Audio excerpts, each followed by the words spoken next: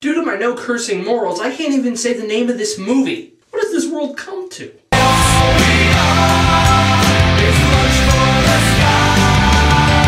The new Quentin Tarantino movie. Of course, I'm excited for the new Quentin Tarantino movie. I like Quentin Tarantino as a director. As a person, he's an idiot, but, you know, oh well. I haven't even seen Pulp Fiction, because my dad won't let me. And I haven't seen Jackie Brown, because I can't find it anywhere. Why Blockbuster is protesting against that movie. But Reservoir Dogs is one of my favorite movies. I love that movie. I love Kill Bill Volume 1. Kill Bill Volume 2 is weaker, but I still like it. Death Proof is crap. Of course, I was really excited for this movie. It seriously has like the best teaser trailer I've ever seen. It's so full of violent energy, and I remember every single time I saw that trailer, I saw it like a million times. Every time I saw it in the theater, I was like, oh my god! Did this movie deliver? Did it fill my expectations of awesomeness? Yes, it did.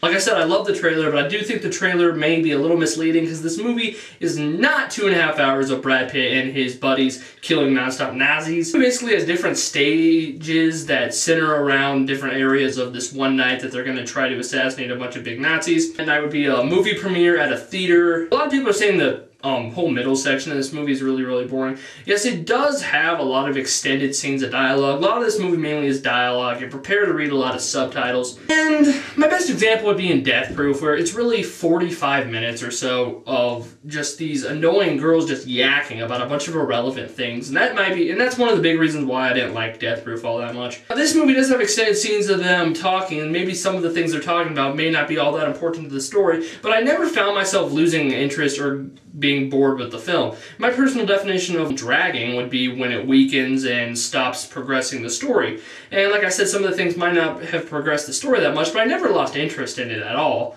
And most of the dialogue I did find really well. Quentin Tarantino has stayed true to his awesome dialogue. The performances are excellent, especially Brad Pitt. He really isn't in it as much as you might expect, but whenever he is, it's awesome. A lot of it is really funny. I really love this movie. 2.5 hours, I never found myself bored at all, I can say. When the violence did hit, it was very effective and very adrenaline pumping. The finale is awesome. Through history, don't complain about the ending, it's not that big of a deal. It's awesome! Probably like my 4th favorite movie of the year so far, maybe 3rd, I can't really decide, but this has been a really good year so far due to some really great movies. And we're only 8 months in, not Oscar season. We've already seen really great films like 500 Days of Summer and Moon and The Hurt Locker. This is up there with them, maybe somewhere in the middle, I can't really decide. This is a great movie, you really do need to check it out. Warning, some of it is graphically disturbing, shield your eyes, oh my god. I'm gonna say that I wouldn't have liked this movie more if it maybe went in the more expected route, because I loved the action scenes of this movie, and maybe more of this group, you know, the movie mainly just centered around them completely would have worked.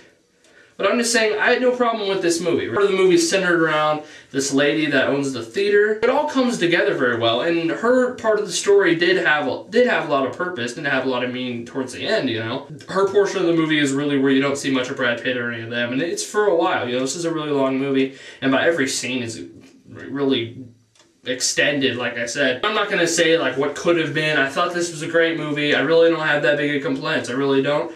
Like I said, my only really complaint would be that the subtitles sometimes went by too fast. I definitely see this movie. It's awesome. I'm gonna give it a 9.5 out of 10. Yeah.